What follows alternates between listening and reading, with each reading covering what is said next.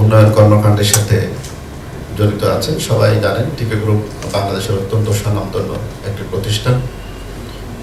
আমরা বিভিন্নভাবে বিভিন্ন ফর্মে সোসাইটির বিভিন্ন উন্নয়ন কর্মকাণ্ডের সাথে জড়িত আছে দীর্ঘদিন ধরে।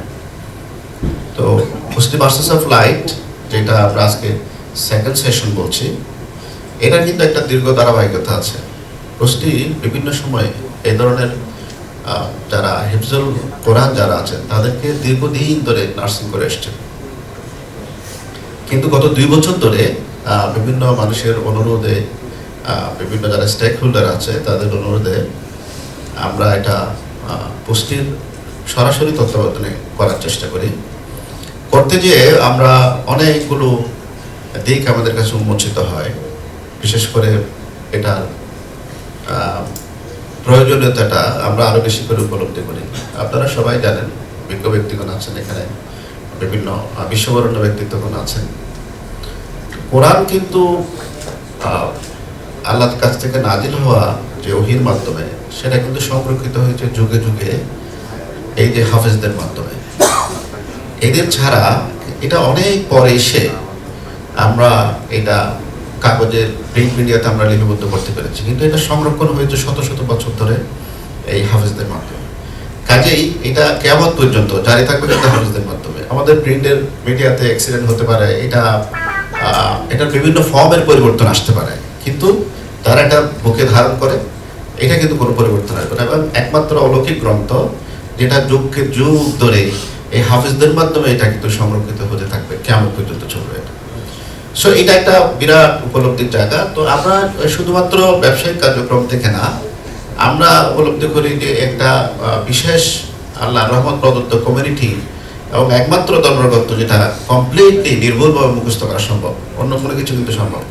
তো এই কমিউনিটিটাকে যদি আমরা নার্সিং করতে পারি, কোনোভাবে তাদের সাথে সম্পর্ক করতে পারি, আল্লাহ হয়তো এটা রুশিলা আমাদেরকে নাজাত দিতে পারে। আমরা সেটাকেও খুব গুরুত্বের সাথে বিবেচনা করছি।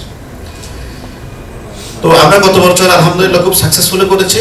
বিভিন্ন জায়গা থেকে আমাদের অনেক প্রশংসা আমরা শুনেছি, কারণ এই জিনিসটাকে আমরা খুব গুরুত্ব দিয়ে যাচাই বাছাই অনেকগুলো কমপ্লেইন, অনেকগুলো অভিযোগ, অনেকগুলো অনুযোগ থাকে, বাট পজিটিভ ভার্সেস লাইট নিয়ে আলহামদুলিল্লাহ সবাই ছিল, সবাই খুব প্রশংসা করেছে।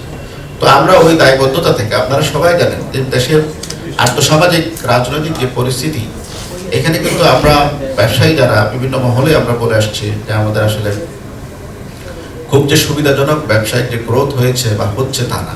আগামী তো সামনে রাজনৈতিক যে পট পরিবর্তন হবে, সেটা পরে হয়তো ভালো কিছু আসতে পারে, কিন্তু আমরা এই বিগত কিছুদিন ধরে আমরা কিন্তু একটা টার্মিনালের দিকে যাচ্ছি, টার্মিনালের মধ্যেই আছি ইনফ্যাক্ট।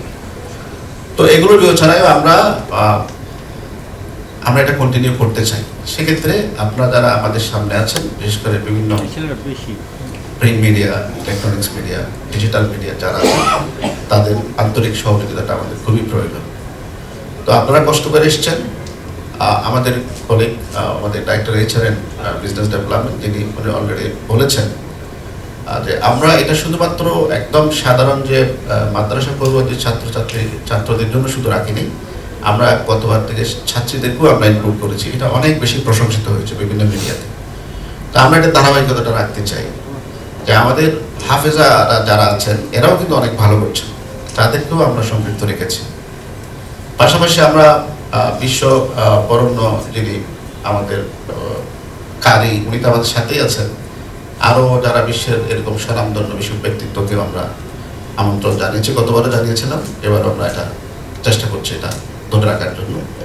পাশাপাশি যারা বিদেশি যারা হাফেজ বাংলাদেশে পড়ালেখা করে, এদেরকেও আমরা এনকারেজ করি, গতবারও আপনারা দেখেছেন এটা ছিল।